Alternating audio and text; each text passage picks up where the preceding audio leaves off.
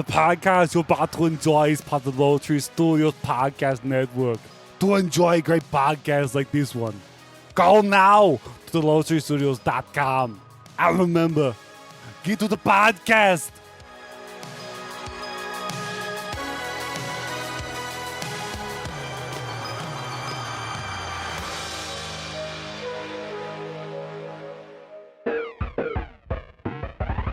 Wreck My Podcast. Why, hello! We're doing Mrs. Doubtfire this week.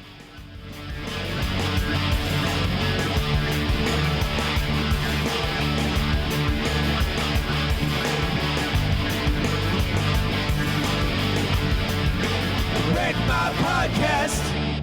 Welcome to Wreck My Podcast, where this week, that's right, we're talking about Mrs. Doubtfire. I can't believe it took us this long to get there. Such a classic 90s movie.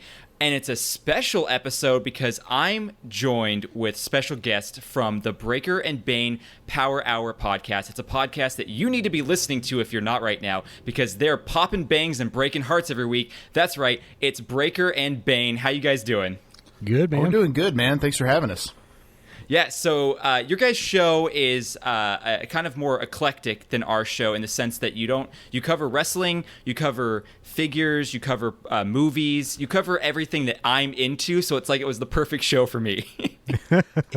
It is kind of morphed over the years, you know, because I think initially we were 100% a wrestling podcast, but then I think we realized, you know, maybe there's a TV show we like to talk about, so why can't we? Maybe there's a video game. You know, I know at that point, probably in 2015, Bayn, I'm sure you remember, we got really into the Injustice mobile game. So Yeah. So we're like, well, we got to talk about that because we both like it. And then, you know, it's kind of morphed into different directions and stuff that we just enjoy talking about. So I kind of look at our shows of a variety show, I guess, where it's not specifically a wrestling podcast, but I think that that's also good because it keeps us from having to just talk about one thing. Because I know right now I'm not super big into wrestling, and I know Bayn hasn't been either. Like, we still keep up with it, we still discuss it, but it's not like our focal point of every week. Right. Yeah, for sure. I'm right on board with you guys too. Like, wrestling's kind of taking a back seat for me, so it's cool. And you guys have these tournaments all the time too, which is super awesome. So, you know, you're welcome, Charlie Shaw, for that idea. But Yeah, he completely stole that idea from us, 100%. Yeah. Oh, totally. And you guys have done a lot of them over the years, because you guys have been podcasting for what, 6 years now? Since like 2014. I mean, I think we kind of started a little bit before the podcast boom happened, and then I said we've either really found our niche or too stupid to quit. I don't know. Yeah, so for anyone who doesn't know and hasn't listened to your show before, I would highly recommend it. It's all-encompassing. Like, if you're into any facet of pop culture, you guys really do touch on that a lot. And it's a cool dynamic that you guys have. You guys have been friends for quite a long time, so there's that chemistry there, which is super great. So I would highly recommend also the fact that you guys do a bunch of other shows, too. You have a wrestling promotion on the YouTube, PHPW, that you can go check out. You guys have, correct me if I'm wrong, Bayn, but are you and Bill BENIS picking up anytime soon? Yeah, we're actually knee deep in the middle of the crap storm that is season 4. All right, so yeah, if you want to go hear Bayn try and control a 20-year veteran, 18-year veteran, 18-year veteran. He's been an 18-year veteran since 2015. I just want to throw that out there. Yeah. You know, math isn't his strong suit. But that's, No Holds Barred with Bill BENIS. And then, Breaker, you have a show called You Know It's Fake, Right? Which is more in the wrestling realm. So you guys got a bunch of stuff going on. Oh, yeah. A lot of irons in the fire, I guess. Yes. So it's great. So go check out all their stuff. I listen to all of it. It's all amazing.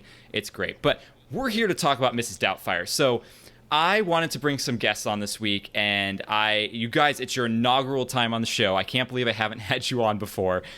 We've been podcast friends for quite a few years now, and I posed the question to you guys, what would you want to cover? And Mrs. Doubtfire came up. So let's start off with your history with Mrs. Doubtfire, because I assume you both have seen it since you recommended it, but when was the last time before this recent viewing you guys had seen it? I'll start there. I think for me it's been a while. I mean, I think it was actually a VHS tape that I had as a kid.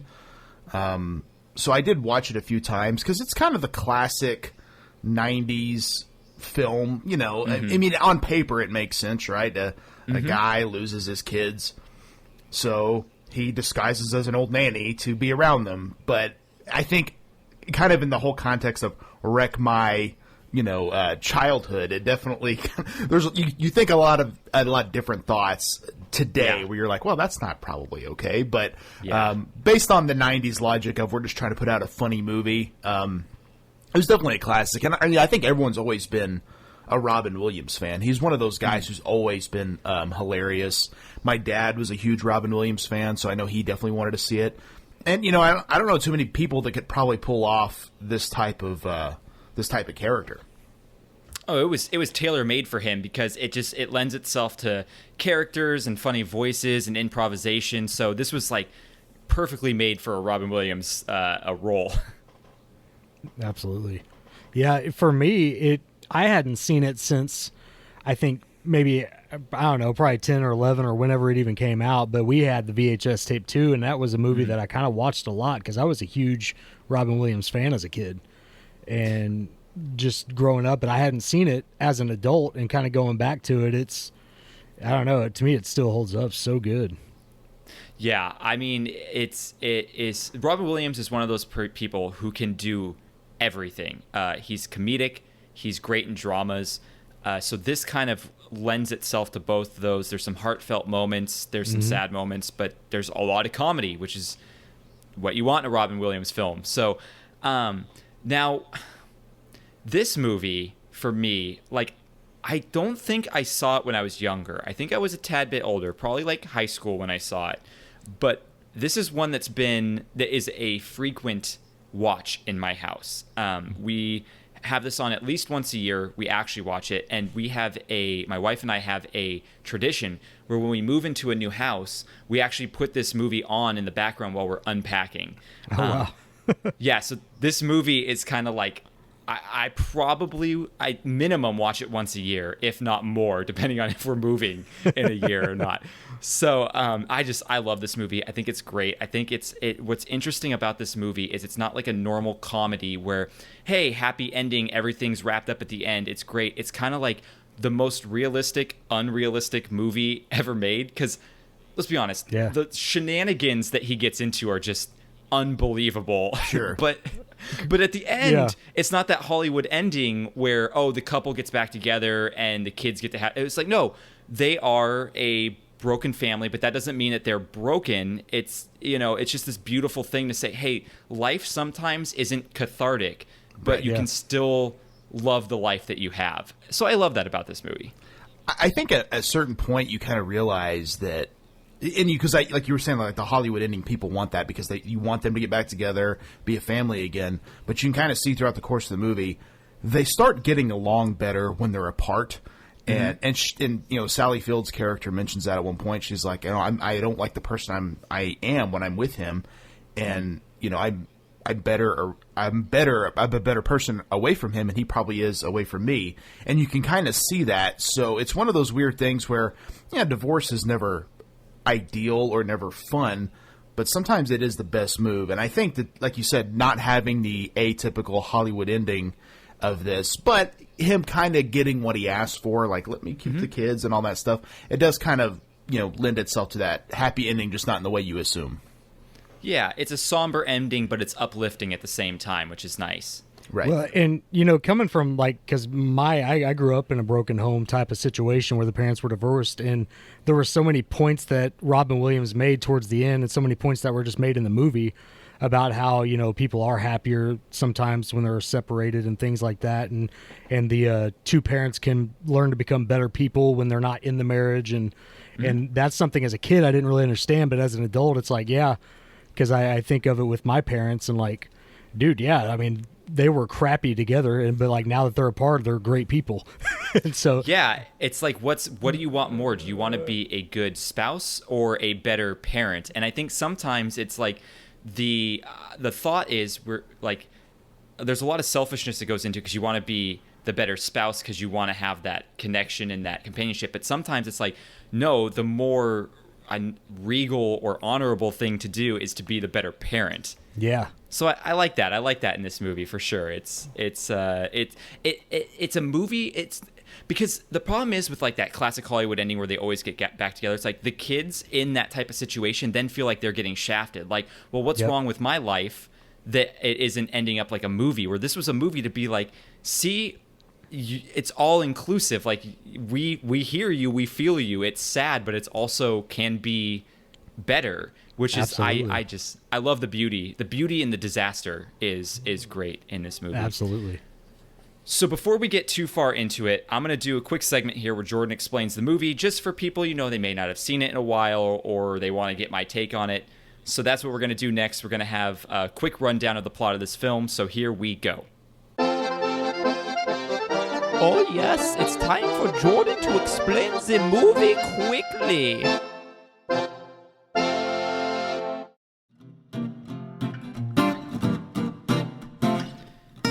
Man-child Daniel Hillard will go to any lengths to make his kids happy, but after going a bit too far, his wife Miranda can't take it anymore and files for divorce. Daniel is only allowed to see his kids once a week according to the courts, so he decides to take matters into his own hands. Miranda puts out an ad for a nanny, and Daniel dresses up as an old British lady named Mrs Doubtfire to get hired and spend more time with his kids. Sitcom hilarity ensues as Daniel finds himself in all sorts of predicaments that only Robin Williams could relate to. Slowly, the children find out that Mrs. Doubtfire is actually their dad and try to help him regain their mom's trust. But since this is the type of behavior that Miranda hated in the first place, it makes sense that she would be pissed when she finds out he's Mrs. Doubtfire. In the end, Daniel is allowed to see his kids, Miranda accepts that Daniel is a good father but will never be a good husband, and Pierce Brosnan goes off to become MI6's most notorious killer.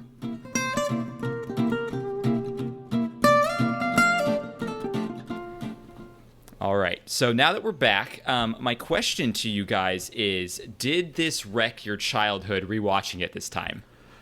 I'll start there. No, it didn't. I enjoyed the movie. Like I said, I think there's a few plot points that as an adult you might think like, okay, that's probably not okay. But I also think the brilliance of Robin Williams' comedy, you can enjoy this more as an adult. Some of the things that he says.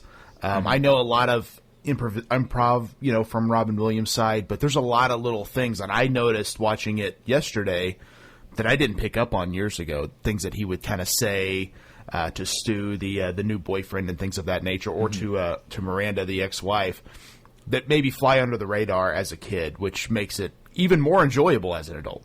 Yeah, he's a hard one to follow. Like, Robin Williams is quick. Like, joke. And if you're not following, like, his stand-up is so much like that, too. Oh, yeah. It's like, I don't get the reference. but how about you, Bayn? What did you think? It definitely did not wreck my childhood. The only thing it made me do was miss Robin Williams.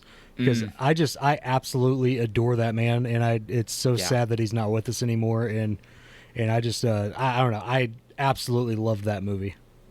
Yes, definitely. We had a huge loss when we lost him. His movies, every movie he's in, there's just something about Robin Williams that makes you feel good. Yeah. Which is so ironic that he dealt with such depression, yet he was making everyone else feel so wonderful. I mean, that's just crazy. I feel you there. It is sad to watch his movies and be like, if only we could get more of this man, it would be wonderful. So let's talk about some things we noticed this time that may be a little bit more problematic, because I don't think anyone's going to argue that this movie is fun, it's entertaining, it's a good movie. But when you start getting into the weeds, you start wondering, okay, there are some problems with this movie. The first and foremost is the idea of, is what he's doing legal? And how much trouble would he get in actually when he got found out? That was kind of my thought, too. And also, I got to bring up this point because I hadn't thought of it ahead of time. But obviously, a great scene is when he sees the newspaper ad. He changes some of the numbers so that no one calls. And then, of course, he has fun with his ex-wife by making a lot of prank phone calls, which is a hilarious scene. But once he gets the interview, he goes, "It's showtime." And that's when he starts making the transition to dress like a woman. Yeah. But like, they had several trial runs there before it hit. Like, what if they hadn't found one that worked? You know, like, what does he do then? I mean, obviously, he just doesn't show up to the interview and the movie's over and it's not that exciting. But it's kind of one of those things where, you know, like, even like one of the guys says, he's like, this guy's got 5 o'clock shadow at 8:30 a.m. and you're worried about strings. Like, this is going to be a process to make him a passable 60-year-old woman. And and obviously, too, I think it should be pointed out that in the 90s, after rewatching it, like, you can tell it's Robin Williams, but they did a really good job. Mm-hmm. Yeah, Robin Williams' own son didn't recognize him. He dressed up and went over, and his kids could not recognize him. That's crazy. Yeah, so that's pretty funny. The thing I was thinking too about this movie, the premise, it's kind of like, so people say that the idea of like the show Friends would never work in today's society, right? Because there's always that joke where it's like, and they'd just be sitting on their phone at the coffee shop. That's all they'd be doing. Yeah. Well, I feel like the premise of this movie wouldn't work in the 21st century either, because it relies too heavily on the idea of a paper ad. Because how do you find nannies now? You go on websites, you go on Facebook, like they have specific like places on the internet that things are vetted. There's no way that he'd be able to fool her into believing who she is and no one else applying for this job in today's age, you know? So I found that very interesting that this plot does rely heavily on the 90s aesthetic and technology. And that's such an interesting point, because even as we know later on in the film, she interviews a bunch of nannies, and you see the daughter crossing off probably 6 or 7 names. So obviously that's a hard thing a hard job to fill. Yes. Mary Poppins was 1 in a million, I guess. So I want to take it back a little bit to closer to the beginning, because one thing when I started watching this movie that really bugged me was that, like, I'm aware, because they explained that the couple had their marital issues, but the straw that broke the camel's back was a birthday party for their son. Mm-hmm. Like, that to me is the most asinine thing, and I totally get that, like, she's upset because he gets to be the fun guy while she's the bad guy, but, like, a birthday party for their son, really? Like, that's the one where you're like, nope, we're getting a divorce. Like, yeah. I agree. I think something a little bit more like mundane should have been the problem, but right, like she came home and maybe the house was a wreck like it already was, but maybe there just wasn't a birthday party attached to it. Yeah, exactly. And also too, I did do some online research that apparently, you know, Daniel Hillard got back at the neighbor by, I guess, Mrs. Doubtfire. There's a deleted scene where you see her out there gardening. Mrs. Doubtfire tells her, "Oh, the key to good plants is dog urine," and so she starts pouring dog urine on all her plants, which kills them. And that was his revenge. But I'm thinking, like, this woman destroyed your life essentially by making that phone call. I don't think destroying her plants is, like, you know, sweet revenge, like, you know what I mean? But I mean, it's something. At least it's something, you know? Sure, yeah. Yeah, I agree. I feel like, you know, it is a little bit, it's very exposition heavy in the sense of why they're getting the divorce. It would have been better to see something, because you do feel bad for Matthew Lawrence's character. I forget his name in the movie, but you feel a little bit bad for him, because you're like, you're going to feel like, oh, it's your birthday that was the final straw for your parents. Like, well, and he even says that, doesn't he? When he's leaving, he was like, "This is all my fault," you know? Yeah. And you just feel bad for the kid. Yeah, and his dad's like, "Oh no, this was an accident waiting to happen. Like, this was going to happen." But I think what, you know, Bayn's point being, he's not a bad dad. He's not a bad guy. Yeah, he has a hard time holding a job down, because they do kind of mention that a few times, and kind of just walks out on his current job because he gets mad. And you know, and he kind of accuses her of choosing a career over the family, but she's like, "I have no choice. I have to work." Maybe that's where some of the resentment comes in, because he gets to be super parent and be the fun one, where she has to be the bad guy, because somebody has to be in that situation, because we can't all be fun in games. And so I think that's where some of the conflict is, you know.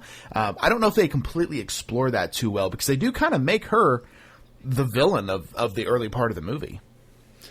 Yeah, they do a little bit, but I feel like they do a good job of reeling it back. I feel like this movie does a great job of not having a protagonist, antagonist, archetypal stereotype because even Stu, who you assume is supposed to be the antagonist of the movie, it's the guy coming in trying to become the stepfather and marrying the wife.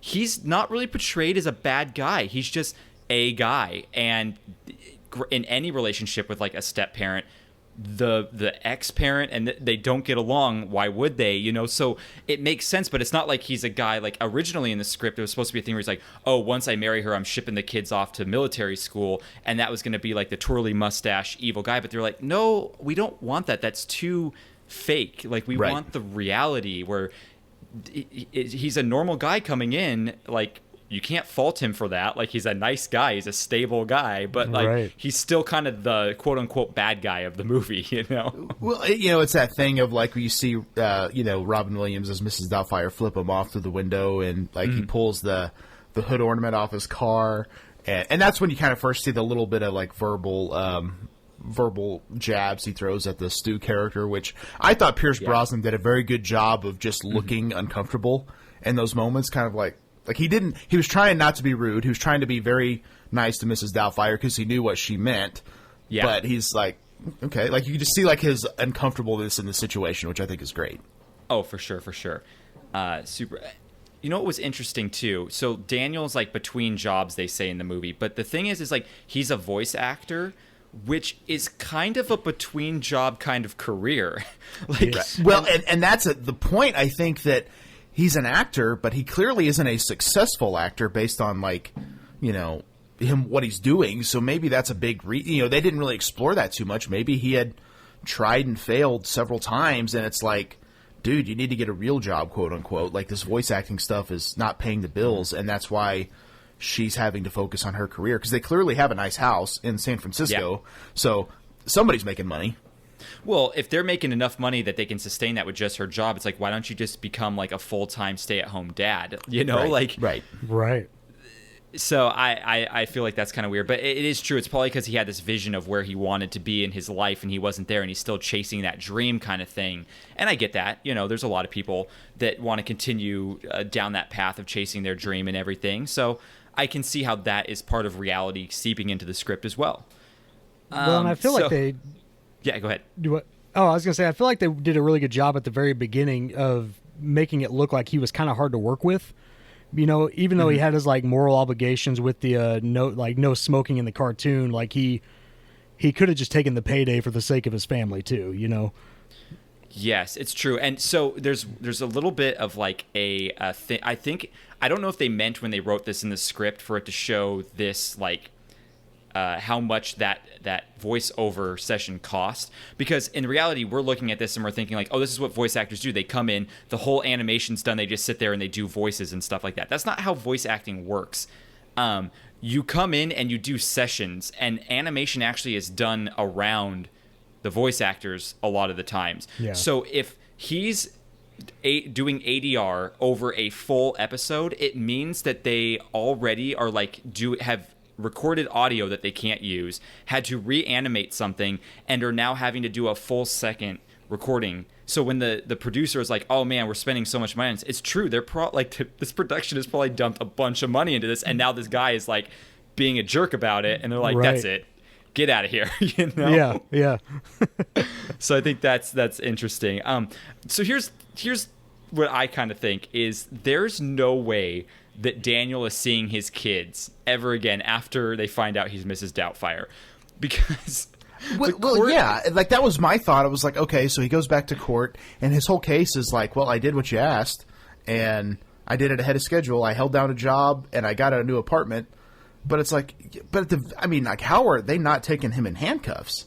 Yes. Oh, 100%. Like, it's technically identity theft, although she doesn't exist, so maybe that might be why they can't count him on that. But if anything, it's fraud. It's like perjury and stuff. And he also is lying to the court liaison because he gets caught in the get up, you know. And so there's a lot there to where it's like, I mean, especially in the 90s, like visitation rights and like custody typically went to the mother. I'm sure it still is that way now, but I know in the 90s even more so. So the fact that this dude comes in with this type of shenanigan where it's like, well, this guy's really kind of unstable. Do we want his kids around this type of behavior? Right. I mean, they were gonna pull they were going to be like, yeah, you're not allowed within 500 feet of your kids ever again, bro. Like, it's a little like, it's kind of unrealistic in that sense that but also I guess it is Miranda who, like, the court does say, yeah, you can't see your kids again. And it is Miranda who's the one who's like, I get it. I don't agree with it, but I get it. So like, let's like, maybe I kind of instigated you into this situation. Let's see what we can do to work it out. And now he has a cool character he gets to be for a while, Well, and early on, right after the divorce, she is really not nice to him. Like the way, like, he's got his new apartment, and it's kind of a shoddy looking apartment, but it's like, well, of course it is. He doesn't have a job. He's trying to get on his feet, so of course it's a crappy apartment. And she just barges in, and he even mentions, like, you were an hour late dropping him off. You're an hour early to pick him up. She just shows up and honks the horn. And, of course, all the kids are like, oh, we got to go. And it's like, he's like, no, that's not how this works. And yeah, this is my time. Like, come on. Yeah, and then when she barges in, she kind of makes fun of, like a picture he's got on the wall. And so she's very aggressive towards him, which is... I don't know. It kind of villainizes her early on, and then during the court trial, or after the trial, he's like, "What if I take him after school? I'll drop him off after you get off work, and I'll feed him and everything." And she's like, "I'll think about it." But you can tell she has no interest in doing that whatsoever. Yeah. Well, and I don't know if you noticed that "think about it" line is actually it came from earlier. When Frank, his brother Frank, said Mom said you could stay at her place, Robin Williams' character was like, well, tell her I'll think about it. And that was like basically him saying no. And so when she said I'll think about it, he obviously knew she meant no. Yeah, and I think that's kind of like everyone knows that it's like, oh, I'll think about it. It's like, yeah, this ain't happening. Like, it's like when you go to your parents, you're like, guys, I really want a dog. They're like, I'll think about it. And you're like, dang it. Yeah. I know for my dad, the go-to line was like, we'll see. And I'm like, well, what does that mean?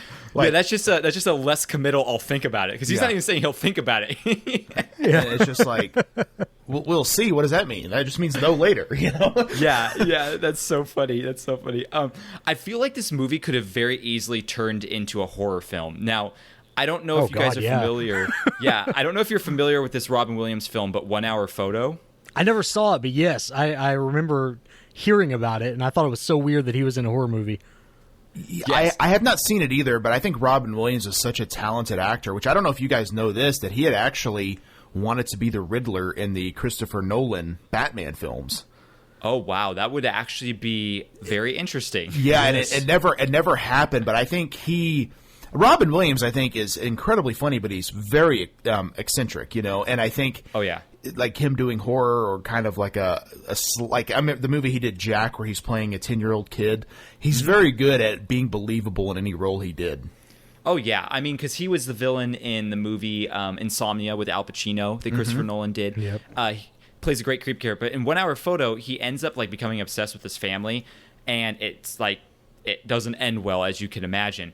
And I was like, this could very easily take a turn where he like really leans into the Mrs. Doubtfire role, and like that engulfs him, and now he has like these split personalities, and it kind of like goes a little bit too far that he never comes out of the role. Exactly. And it could have been like a very interesting look into the psyche of like someone who's just like completely down on their luck and what lengths they'll go to like, get their family back. So thought that was interesting. He also kind of puts himself in some weird situations, like I mentioned earlier about getting the interview before he had the costume. He also mentions in the interview that he's like, I do some heavy cooking, which when you see him cooking, clearly that's not the case. Yeah. Why would you say that? Yeah, because he lights his chest on fire and stuff. Yeah. But it's like, why would you say that you're good at cooking? As you can see later on, he's taking like notes and trying to learn how, but it's like, why wouldn't you do that before? Like, I mean, cooking lobster is probably not the easiest thing to learn how to do and stuff, and he ends up getting that takeout food and trying to pass it off as his own and things like that. But but of course, I think that's also some of the comedy element, right? Like, if Kevin McAllister was smart, he'd just, go to a store and try to call the police to call his parents and say he's okay, But again, like you mentioned, being a movie of the 90s, and I saw a meme one time in like current day, like Kevin's home alone and his mom texts him, "Hey, sorry we left you. We'll be right back." Yeah, exactly. It just ends right there. Yeah. It's very true. I think that a lot of the stuff that happens in this movie is just for the sake of the plot rather than like the sake of reality. But that's fine. That's movies for you, you know? Right. Yeah. I mean, because he's got to light his chest on fire. Like, I mean, you got to have those ridiculous comedy elements, and like him playing guitar with the broom while he's house cleaning and stuff like that. There's got to be those little moments where you see that he's, still a comedian playing this old woman. Yeah, and to your point too, like they have to always do the hairy body joke with Robin Williams. Like there's that scene, the bus driver, like his hairy leg is showing through the stocking, and the bus driver's like, "Oh, I'll get down with that," which I think is the most disturbing. As a kid, I never realized the bus driver was hitting on her. You know what I mean? Like, I never like when he comes in the second time, he's like, "Hey, my lady!" Yeah, like, and he's like, real nervous laugh, Yeah, I'm fine with like hairy legs or whatever. Like, but that is like unrealistically, like that is Robin Williams' hairy leg. I don't think there's another man on the planet with that much hair on his legs. Well, and what's funny is he had to shave his hands and stuff because he's got those real hairy knuckles. Oh, so yeah. that would have been a dead giveaway for Mrs. Doubtfire. Oh my gosh, yeah. Yeah. So the final thing I want to mention here for me that in this movie I've always thought was a little weird is like he straight up tries to kill Stu. Like literally, Stu's like, I'm allergic to pepper and cayenne, and then he puts it on there. He's like, you tried to murder this man. well, I think to be fair, he was intoxicated, obviously, as we see. Which that whole scene, rewatching that gives you such anxiety. I mean, it does for me. Like him trying to be two places at once, and then all the lame excuses. And one thing I did notice is like when I was younger watching it, I thought he dropped his teeth, in his drink accidentally. I think that was on purpose because he kept needing excuses to leave. You know, like he mentions the pill and like, we have water at the table. He's like, can't take them all orally. And they all kind of look around like, okay. And so he's running off and he's calling to get, let him know he's running late. And he's, hey, can I have a menu? So he can kind of hide his face. So he walks by or gets behind the waiter. He's doing all this stuff. But then, of course, Mr. Lundy is giving him drinks. Mm-hmm. So he's getting progressively more drunk, and you can tell like he's he's getting so inebriated, like he's having a hard time walking. He's running into stuff, and even sits down at the wrong table as Mrs. Doubtfire. So yeah, I that scene is great. It's like the classic Flintstones episode where Fred's trying to be at the bowling alley and on his date, and that's been like this is just done so masterfully. I mean, Robin Williams, he knows how to do it. It's great. Well, and how smooth was that at the dinner table when he sat down at the wrong table, and he just spun that to be like, this is your new character. Yeah, so smart. That so was smart genius. for a man. Yeah. Mr. Lundy's response, which he's not really in the movie too much, but he's like, "Can I help you, ma'am?" That was so funny to me because he's just like, why is this old woman sitting down here? Yeah, like, who is this? I love it. It's so good. Was there anything else you guys noticed of this movie before we move on? Oh, man. I think an underrated scene, which is not really probably necessary to the plot of the movie, is the scene at the pool. Just because obviously now, like, even the little girl's like, your tummy looks different than my daddy's. Pretty much, pointing out that Stu has abs, Daniel does not. And of course, Mrs. Doubtfire's like, oh, not everybody has their own personal trainer, So there's those little jabs there. And then, of course, Stu trying to get Mrs. Doubtfire to swim. And obviously that can't happen because it's a bodysuit. And so, and then he even makes that little comment to himself, like, I'll just sit here and watch you move in on my family. And then he's like walking away. He's like, okay, this is beyond obsession. Like he's realizing he's so in deep. I don't think he knows what to do, because I think earlier on he even mentions to Miranda, like, let me take the kids after school. They're getting along better. He's thinking like this could happen. She's like, well, I can't get rid of Mrs. Doubtfire. And now he's realized like he's in this. Like he can't change. And he kind of edged himself out of his own wishes. Right. And he's like, sounds like she's too good to be true. And that's what's so interesting because, I think also earlier on when he becomes Mrs. Doubtfire, he does kind of make the kids do their homework. He makes them do chores. He kind of makes them more responsible, which I think he realized that was part of the problem. He didn't do that. He let them party. He let them, have farm animals at their house and all this other stuff. And so it changed maybe his perspective and kind of got them more in line. And Yeah. in a way, kind of made him a better parent. Yeah, I totally agree with that. But yeah, that scene, I mean, that's probably the most quoted scene in the whole movie is at the pool when he's like, "It was a run by fruiting." The look on Stu's face when he turns around, like, yes. he's so pissed. It's hilarious. He went off that way. Like, it's so classic. Love it. Or him, Daniel as Mrs. Doubtfire flirting with the blonde girl that comes up to get a drink. Yes. And he like winks at her, and she kind of has that look like, okay. Like, oh no, what is this? Oh yeah. So okay, let's talk a little bit about this movie here. I'm gonna let you guys know, or the audience know, just some things about it. It came out November 24th, 1993. A little bit surprising that November. That's kind of a weird time for a movie like this to come out, but. It did well. It had a $25 million budget. It grossed $219 million domestically. So It was a success. It was pretty much all filmed in the San Francisco area. Not really a lot of studio stuff. It was like filmed on site, like in the house, in different areas of San Francisco, which was pretty cool. The Rotten Tomatoes score is pretty high for this one. It's a 71% critic, 77% audience. So... not the greatest movie around, but I mean, for a comedy, I feel like that's pretty high in the ratings. I'm surprised that the audience. Was as low as it is. I mean, it's weird to me that there's somebody out there that didn't like this movie. Yeah, it's probably just like, all these like young Generation Z kids finding this movie for the first time now, putting bad Rotten Tomato scores on there or something, It's gotta be. Yeah, totally, because there's no one that grew up in the 90s that thinks this is like a bad movie. We all adore this film.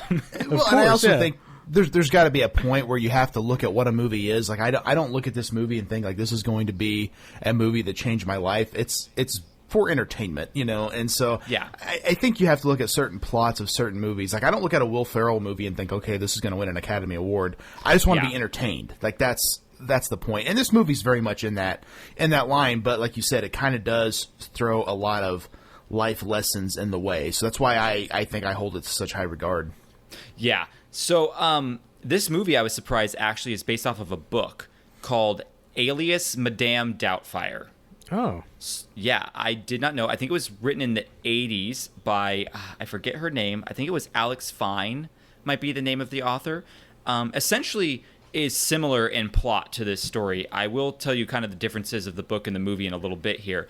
But I was shocked. I had no idea that it was based off of a book. So that was pretty cool to find out. Yeah, I didn't know that either. I read that as well, and I thought that was interesting. But, I feel like a lot of the good movies these days are based off books. Oh, totally. And most of the time you'll see, like, it says at the beginning, like, based on this. And, like, I never noticed that in the movie before. So I was like, oh, okay, that's pretty cool. Yeah. Yeah, so it was directed by Chris Columbus. Great director. Movies like Home Alone, Home Alone 2. He did the first 2 Harry Potter films. This guy knows how to do whimsy for sure. Yeah. That's like his style. I love that. And the movie the story was written by Randy Mayhem Singer. She doesn't have a lot under her belt. The only other movie I noticed that she wrote for that I actually recognized the title was The Tooth Fairy. That movie was it like Vin Diesel or The Rock or someone? Oh, I think yeah, The Rock was in that, wasn't he? Yeah, it it was someone like that. So that's the only other notable movie she ever wrote. So I'm like, well, she got her Mrs. Doubtfire in, and I guess that set her up for life to just keep rolling in from that. So we had Robin Williams play Daniel Hillard. Obviously, everyone knows who Robin Williams is. Sally Field plays his ex-wife, Miranda. She was in Forrest Gump. She was in Lincoln. Pierce Brosnan plays Stu. This was before he was 007. Yes. Which I think a year or two before GoldenEye came out. So it's like right on the cusp of it. He was in Remington Steele or whatever that was before this. And then also, I didn't know this. Do you guys know the movie Lawnmower Man? Yes. Was he in that too? He was in Lawnmower Man, which is, for those who don't know, it's a Stephen King book turned movie that David Krishna, the leader of the Waco, the Waco group that got like killed and stuff, that cult and everything, it was his favorite movie was Lawnmower Man. Oh my God. I actually used to have the Super Nintendo game of that, and it was awful. Oh my gosh, that's so hilarious. It's a weird movie. Like, I definitely have it on the list to cover in this podcast, but it's a very strange movie. Definitely, yeah. And then we have Harvey Fierstein, who plays Frank. It's Robin Williams' brother in the movie who helps him get the prosthetics on and stuff. The reason I wanted to mention him is because a lot of people know Harvey Fierstein. He's in a lot of movies like Independence Day and stuff. But what I didn't know is in How I Met Your Mother, there's episodes where Lily has her smoker's voice, and he voices her smoker's voice. Oh, that makes Wow. sense. But I never noticed that, yeah. Yeah, so I thought that was super cool. I was like, wow, that's a connection I've never... But it makes sense when you go back and watch it now. You're like, yeah, he's got such a specific voice Right. that it makes sense, you know? We have Matthew Lawrence plays the son.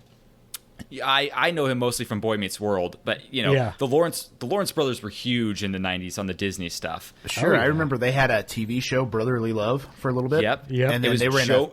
they were in a few films as well together, all three of them. Yeah, one about horses. Yep. One about being lost at sea. And it was Joey, Matthew, and what was the youngest one's name? I don't remember. Yeah, I don't Joey remember Lawrence. his name either. Yeah, dang. Because Joey was on Blossom, Yep. and then Matthew, like you said, was on Boy Meets World, and then that other show. Then there was the youngest one, which I don't recall what his name is either. Yeah. So Clark Lawrence. I'm just There gonna, it is. That works. No, sure, whatever. And then so the youngest girl is Mara Wilson. I think Natalie is her name in the movie. She's Matilda Yes. Right. from Matilda. So that's cool. The other thing I wanted to mention here, I was like, wow, that's crazy. So the composer of this movie is Howard Shore. You may not know his name, but you definitely know his music because he composed all the music for the Lord of the Rings franchise. Oh, wow. Wow. Yeah, so I'm like, wow, that's a big step up from like, yeah, I'm doing some music for this comedy Yeah. to being like the best epic anthems from the biggest epic movies in the world. Yes, that's wild. Yeah, definitely. Yeah. And then the lead costume designer, V. Daniels, I think is her name. She is a judge on the TV show Face Off. It's like a reality show where they do prosthetics and stuff like that. She was the lead costume designer as well on this movie, which is pretty cool.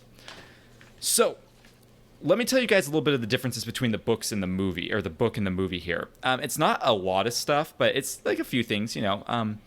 In the book, Daniel is a straight-up actor, where in the movie, he's a voice actor. So a very minor difference there, which I'm like, yeah, whatever. And then he ends up becoming an actual actor by the end of it because he's putting on the suit and doing all that. In the book, Miranda is a successful businesswoman, where in the movie, she's an interior designer. I think that's kind of the same thing. That's getting pretty pedantic of a difference. Yeah. You know?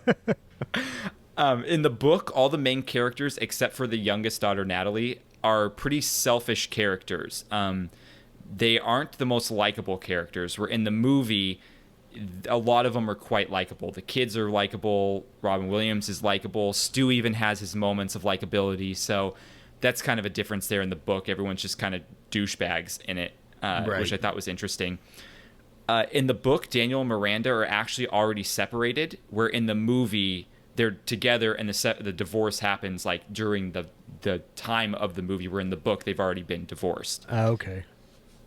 In the book, Lydia and Chris, the two oldest kids, know right away that Mrs. Doubtfire is their father in drag. There's like no lag time between it, where in the movie it takes a little bit until Matthew Lawrence has the unfortunate event of walking in on his dad peeing, standing up.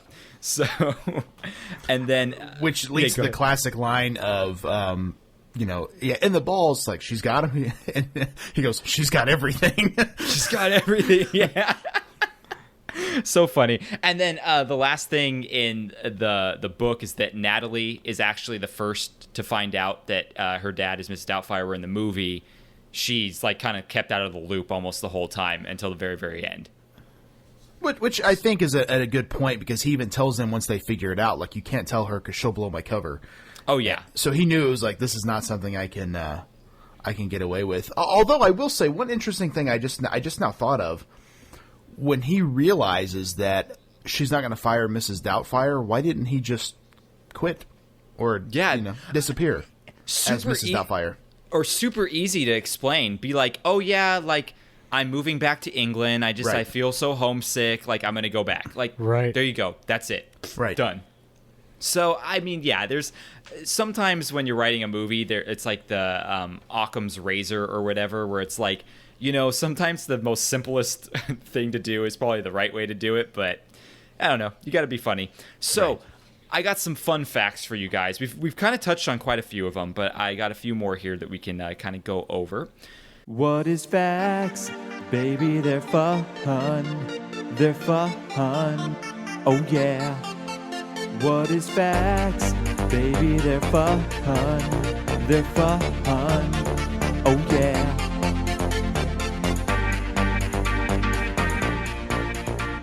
So, according to a biography, Robin Williams decided to test out the believability of his Mrs. Doubtfire character during filming by going, dressed as Mrs. Doubtfire, into an adult bookstore and making a purchase.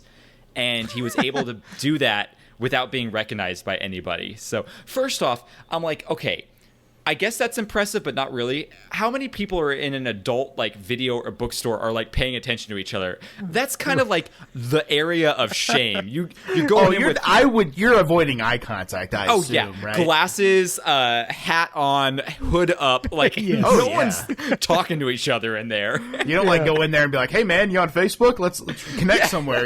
Yeah, exactly. So I'm like, it's not the most well lit and right. Should have gone to a Target or something if you wanted to be impressive. Exactly. So during the scene where Mrs. Sellner comes to inspect Daniel's apartment, that's the government lady, Daniel/Mrs. Doubtfire is serving her tea, and the icing on her face is melting off. Well, this was not an intentional thing. The heat from the set lights melted the icing on Robin Williams' face, so he improvised with it, kind of falling off and falling into her tea and then serving her the tea and everything. So Chris Columbus, he knew what he was getting into with Robin Williams. Robin Williams was just infamous for improvising lines. His style was, I'll do 2 takes of what's written on the script, and then he goes, then I get to what he called play. I'm going to play, which means he got to do 10 takes of him just going nuts, saying whatever, doing crazy things. So Chris Columbus was like, I need 3 cameras at all times on this scene, every scene, because you never know what you're going to get with Robin Williams. And it's stuff like this happened. So it's ingenious to just let him do his thing. I'm so happy that he was a director who understood that. Well, and I think there's also a scene when Miranda first comes to the apartment, when he realizes, she's like, I'm getting a housekeeper, because he's asking her questions, and he's like, can I see the ad? And he was like, why? And he goes, just let me see the ad. And she's like, okay, anything else you want to see? And he goes, why are you offering?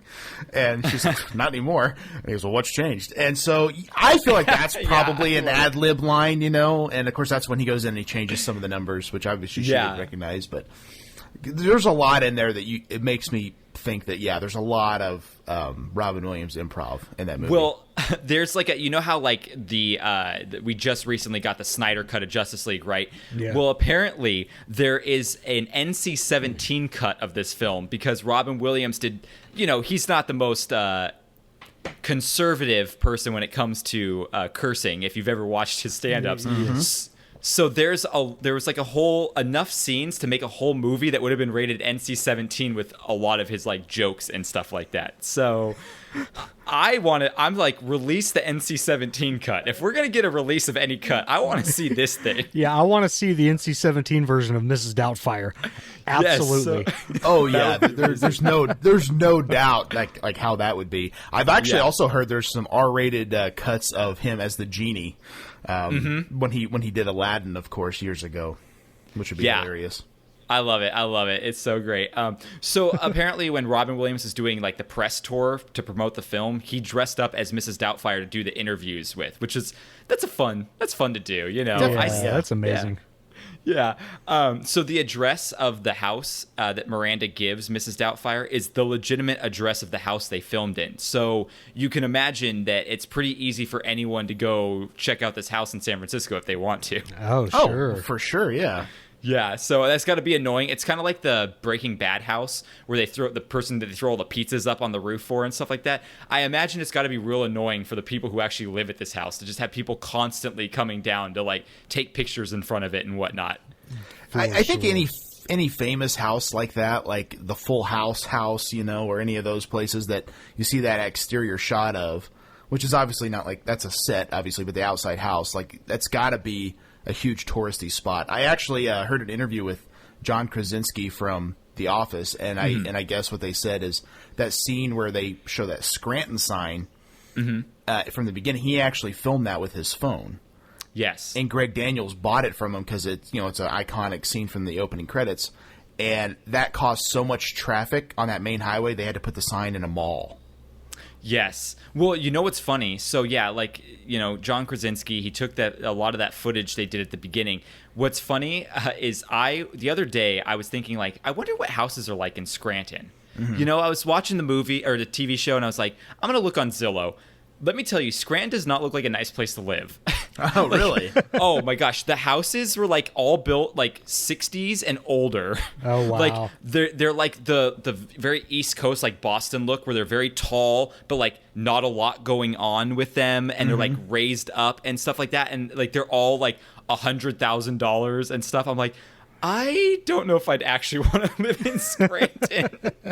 Very interesting. I would have never guessed that. Yeah. Yeah, like there was no nice houses on Zillow, which doesn't mean there aren't. Zillow's not like an end-all be-all for what the real estate market's like, but everything that was on there, I was just like, oh yeah, this isn't the nicest place to live. So I thought that was funny. So there was supposed to be a sequel for Mrs. Doubtfire.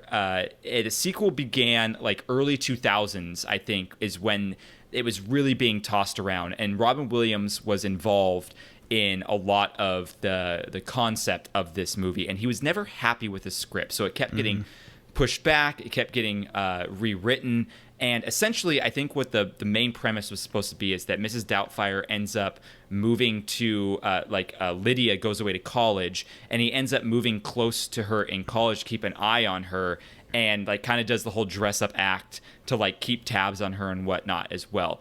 Well, that just sounds kind of lame to me, and I get why Robin Williams probably was like, we need something better than that. And so, it got put on the shelf, and then it got re-brought up, then got put on the shelf, until eventually in 2014, that Chris Columbus and Robin Williams both got on board and were like, you know what, it's been too long, we really need to do a sequel like this before it's too late.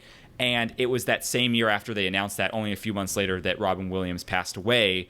And so I think Chris Columbus kind of said, well, without Robin, we're never going to do it because, we're not going to tarnish the legacy of this movie by trying to bring someone else in on that. So that's... Yeah, go ahead.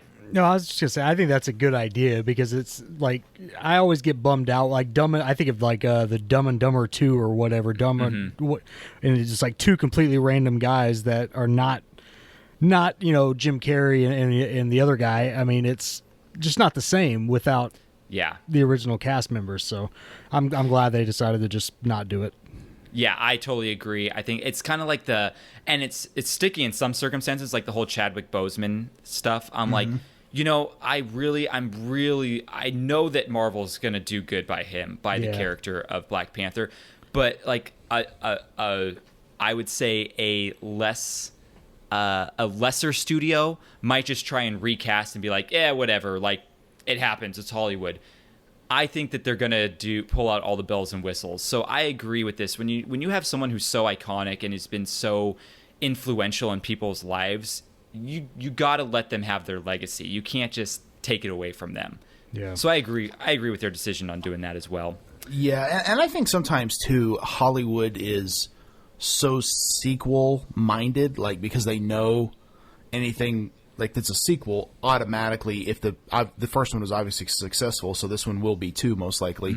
But that doesn't always mean that a sequel is a good idea. And I think Mrs. Doubtfire is also one of those movies where it's like, I don't know if a sequel is going to be good, even if Robin Williams had lived at that point and they did it. But is it going to be as good? Because like everyone knows, like all the family know, like it's pretty well documented. He's been on a TV show as this character. I mean, I'm sure, like, in the credits they don't say like Mrs. Doubtfire is a real person. They just like people are going to figure out that that's him playing a character. So I don't know if that's the script would have to be really good for that to work, you know. And I think sometimes too when you have those type of sequels, it's like kind of like Home Alone 2. I love that movie, but it's like, you know, like why didn't he just contact him when he landed in New York? Like, you know, like he's 10 at that time. He should have been able to figure that out.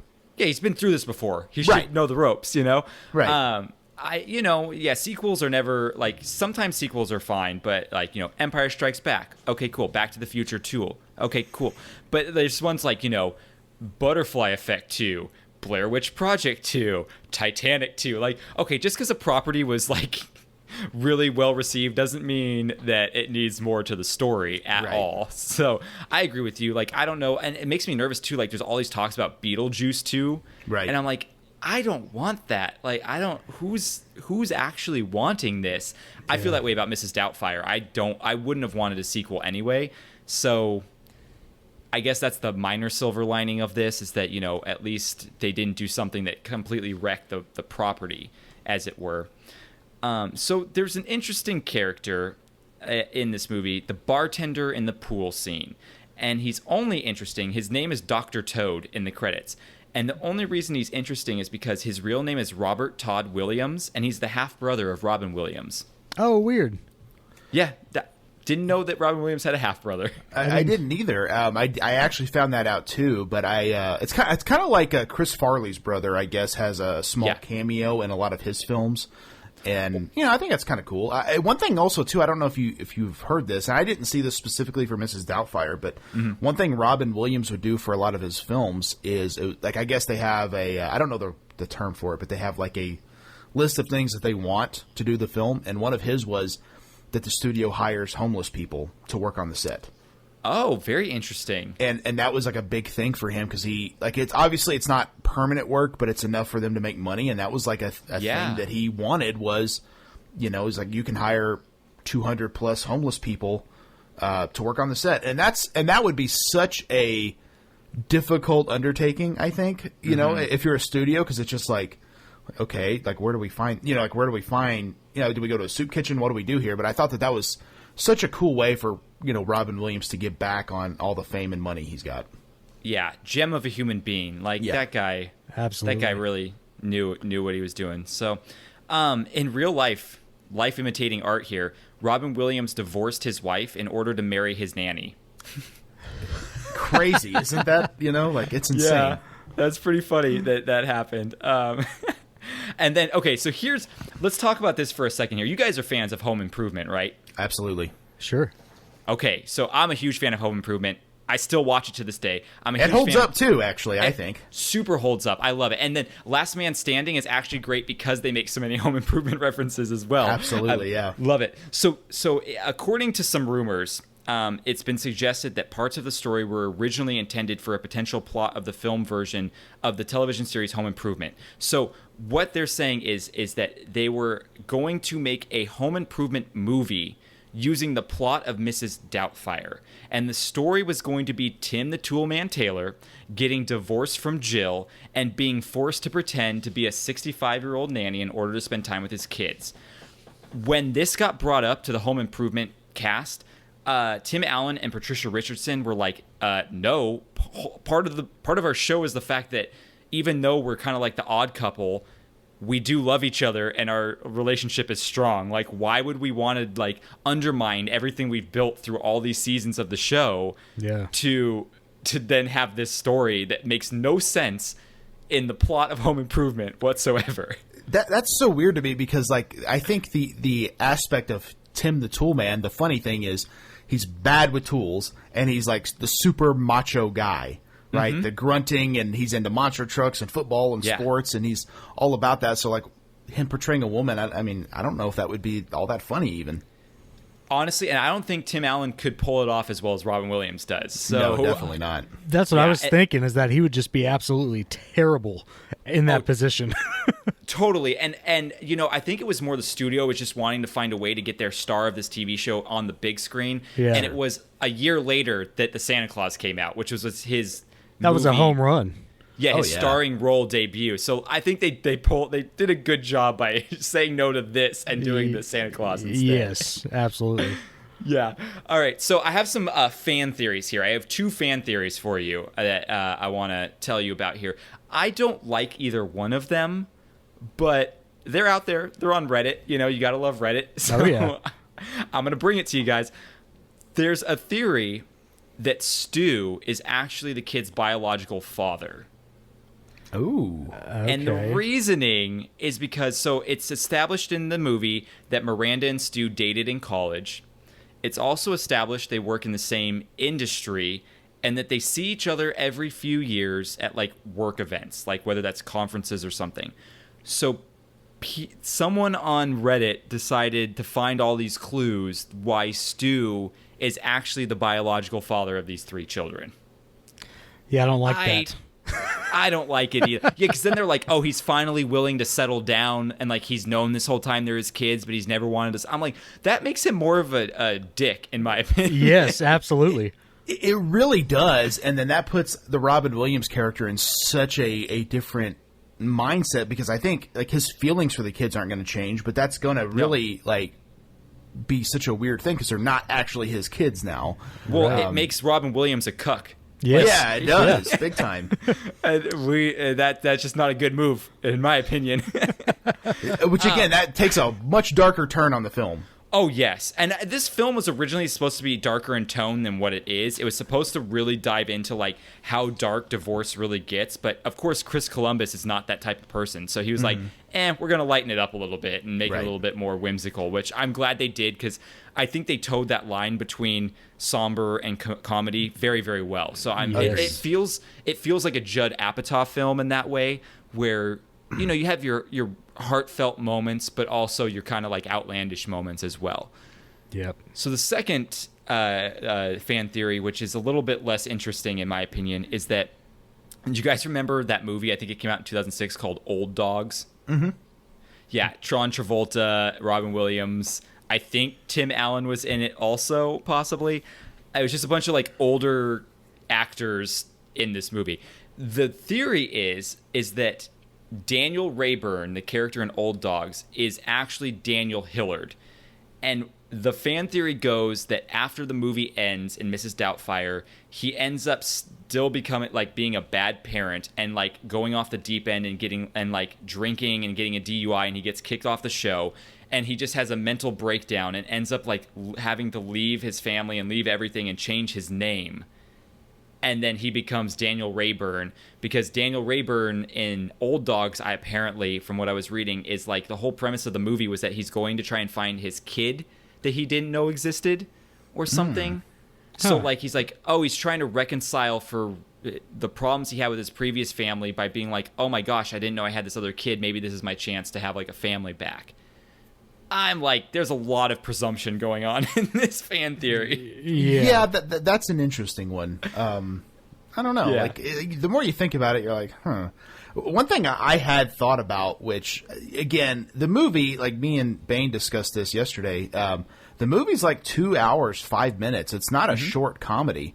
But one thing that I found interesting is, you know, when he meets the court liaison, he does all the voices for her, and she's like, do you find yourself humorous? And he's like, there was a time I used to, but today you have proven me wrong.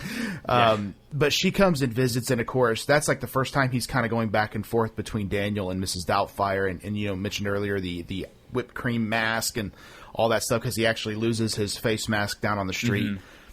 Well, obviously his apartment cleans up, his income or his job situation becomes more steady, but we never see her again. She never shows back up. And so you kind of wonder, like, okay, well, what did she tell the courts? Like, is she giving him good remarks or not? And, you know, later on we see that she obviously tells Miranda that, you know, he's living with an older woman pretending to be his sister. And she's like, well, he doesn't even have a sister. And so that might be part of why the judge rules against him, but that's never really brought back up again. Yeah, and I think that's part of the reason why Miranda still doesn't, like, trust Daniel that much, because it's like, I heard you have, like, some random lady living in your house. Like, what's that about? Why would I let my kids over there? Not knowing it's the same, like, you know, the irony is it's Mrs. Doubtfire, who is, like, her nanny, who's also Daniel, and there you go. So it is pretty funny. But, yeah, it is a long movie. Very much so. Yeah. Which I'm not against, because it's solid most of the way through, so Yeah. I wouldn't cut anything. No, and like definitely I was not. saying, there's also parts of that movie I think they could have explored further, oddly enough. But again, I don't think this needs to be 3.5 hours either. So you have to make cuts where you need to. Yeah, if there's the Zack Snyder directed version, it'd be 3.5 hours long. But that's the only one. Right. All right, guys. So that's Mrs. Doubtfire. That's all I got for you. I want you guys to plug your show a little bit more. Tell them where they can find you and everything. So I'm assuming everyone's going to love you guys. They got my glowing recommendation for your show. So let them know where they can actually find it. All right. Well, of course, you can find Breaker and Bayn's Power Hour every Sunday. We drop a new episode, and like Jordan said earlier, we cover pro wrestling, movies, pop culture, some toys. We do a tournament every few weeks. We're actually starting a new tournament coming up next week, where it's going to be the best fictional pro wrestler. So characters like Jimmy King from Ready to Rumble, Bonesaw McGraw from Spider-Man, and so on. So or the Revolting Blob from Billy Madison. So that should be fun. And then, of course, we discuss all things happening with PHPW, which is our kind of online wrestling league that we do. And, in fact, Mr. Jordan Zeilinger here was our first ever PHPW champion. I was, and I haven't watched it yet. So May the Fist Be With You just came out this weekend. I haven't watched it yet, but I could be a 2-time champion. I'm hoping. Haven't watched it yet. I'm really hoping I'm going to be a 2-timer, but I think Travis Fowler has had my number through most of this show. So he's had everybody's number, and I don't know if I accidentally overpowered his stats or what happened, but he's been mowing through everybody. Eventually, I'm just going to have to strip the title off of him, give somebody else a chance.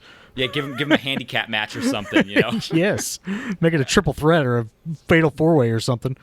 Yeah, seriously.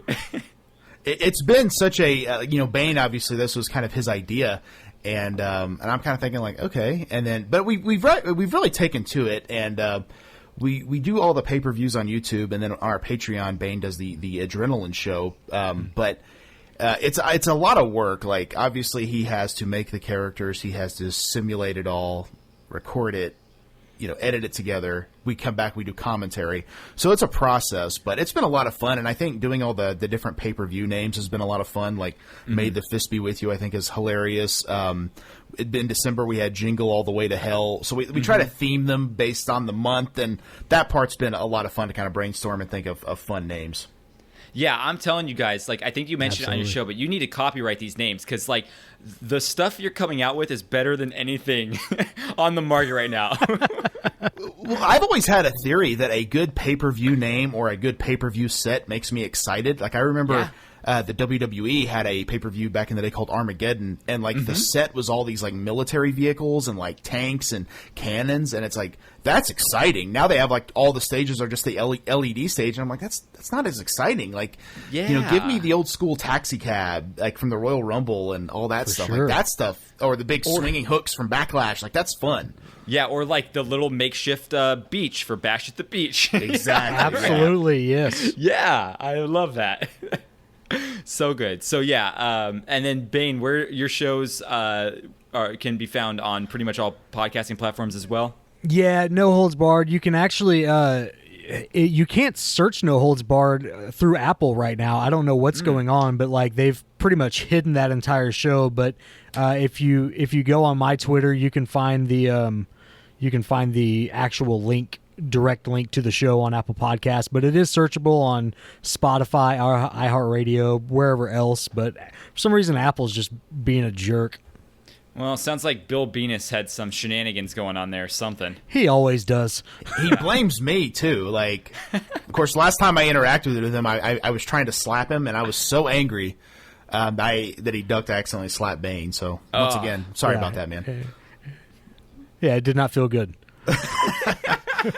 I also have another wrestling podcast that I'm doing called You Know It's Fake, right? Which actually, Jordan, you were a recent guest on there. It hasn't aired yet, but it'll be coming soon. I thought that was a really fun conversation. I was doing interviews on Power Hour already, but I felt like the show was becoming almost it was too much, and so I kind of made the decision let's make Power Hour more just a 1 hour show, so we don't have to rush anything, and I can do interviews on a separate show, which is fun for me. And And of course, I needed a name for it, so it's like, well, what do I call it? Like, because there's so many wrestling podcasts, I wanted something that kind of was different, and so I felt that a lot of people have such preconceived notions of what pro wrestling is, and that's usually the question that comes to us is, well, it's fake, right? And I feel like to relate it back to Mrs. Doubtfire, it'd be like, hey, you want to go watch Mrs. Doubtfire? It's like a guy dressed like a nanny. That's fake, right? Like, no one says that. But because it's pro wrestling, people have that thought. And so to me, that was kind of a fun thing to explore. And it's been really a lot of fun having so many different perspectives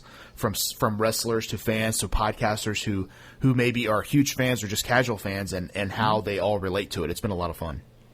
Yeah, it's a great show. I love, and you bring a unique perspective because you were in the wrestling industry for quite a while. So I think it's fun when you actually can have someone who's not just talking about wrestling from the outside, but also be like, well, I know this personally because I was there. So it's a very cool perspective. Yeah, it's been a lot of fun to do. And, again, that's what we all need is more podcasts so we can completely eliminate our spare time.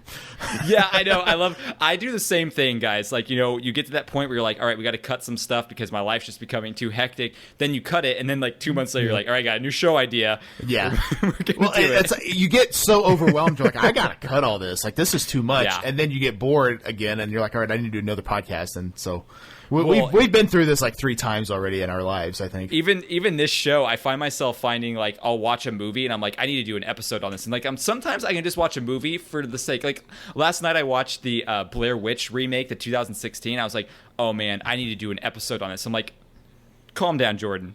Not everything needs to be an episode. It's all good. And that's something that I've always found funny about your guys' show is because like this I think is a fun movie, but there's a lot on there when I see it I'm like, ooh, that's a stinker, Yep. So, which I think sometimes can make for a funny episode because you can kind of destroy it and tear it apart. But it's also that process of you have to take your spare time when you might want to watch something entertaining or a TV show you might want to binge, but you have to watch this movie you don't want to watch, and that can be taxing on anybody. Recently, I had the girlfriends of all the guys on the show like reach out to me and be like, can you start doing better movies? Like, we're sick of having to watch these movies with them. I'm like, sorry, I'll start doing better movies. I apologize. Yeah. Oh, God, that's amazing. Awesome. Well, guys, thank you so much for being on. This was a lot of fun. I appreciate you taking some time out and doing this.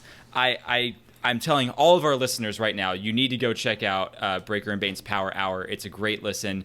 And that's a lot of the reason why I wanted you guys on here, just so we can get a little bit of that cross promotion and everything. But yeah, I appreciate it, and I don't have much else to say except hello and goodbye. my awful voice. Fantastic. All right, guys. Thanks, man. Wreck My Podcast.